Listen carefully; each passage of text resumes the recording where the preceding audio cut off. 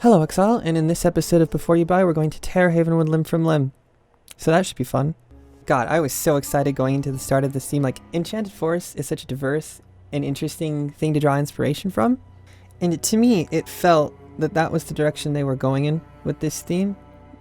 When the bow and the quiver and the portal were first dropped, I was like, this is right up my alley. This is exactly what I want to see out of this theme going forward.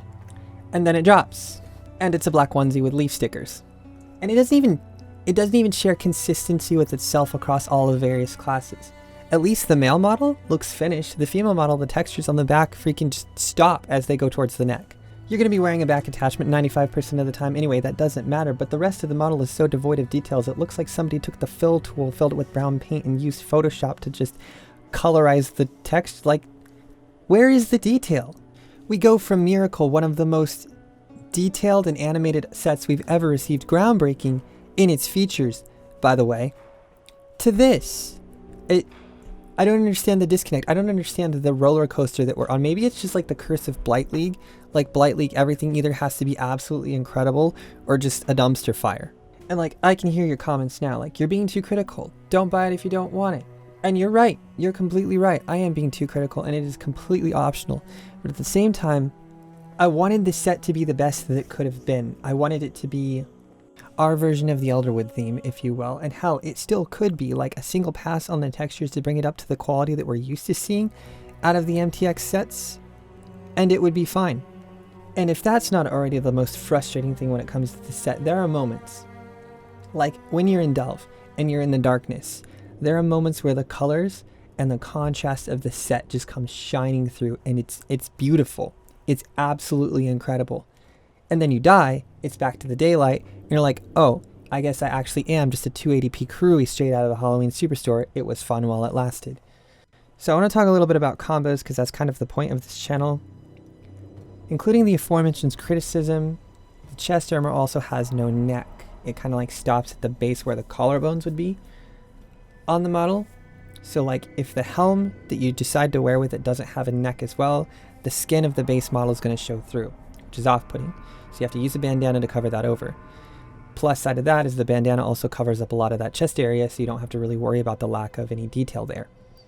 Now, because of how lean this set is, the gloves generally have too small of a circumference to not clip through basically anything else you use them with. There's a couple armors here and there that have really, really thin arms, or something like Soul Stealer that has effects for arms that you can put them over that it won't clip through. But then again, why would you be using this with Soul Stealer? I don't know. But whatever, you can if you want to. I'm not going to stop you. So that really just leaves it up to like the helm and the back attachment to really try and make a combo out of this theme. And the helm doesn't even give points for originality. Like, it fits the design, but then again, it's just another painted face with a hood on it. It's not original in any respects whatsoever. So that's disappointing to say the least. As far as the back attachment goes, I feel like it's one of the few things about this set that they actually got right. Like, it actually fulfills that archetype. It looks good with the Huntsman set. It looks good with a few other sets. In the end, though, your combos are going to end up going one of two ways. Either it's going to be like all neutrals, super reserved in the way that matches the set, or it's going to be like super high contrast stuff like Stygian or Spectre, or just anything that's more striking in a less traditional way and more aesthetically pleasing from a contrast perspective. So yeah, guys, those are pretty much my thoughts on the Havenwood theme. I'm going to close out the video by showing you how weapon effects interact with the bow, because the bow is awesome. So is the quiver. Thank you for quivers, by the way. I know I'm super angry, but like, thank you for quivers. I really appreciate that. It's nice to have something alternative to back attachments that's really reserved. At the end of the day, though, the bow, the quiver, and the back attachment are all I really recommend out of this. Oh, the portal too. I take that back. The portal too is nice. Portals. I always forget portals exist, but they exist, and this one's a good one.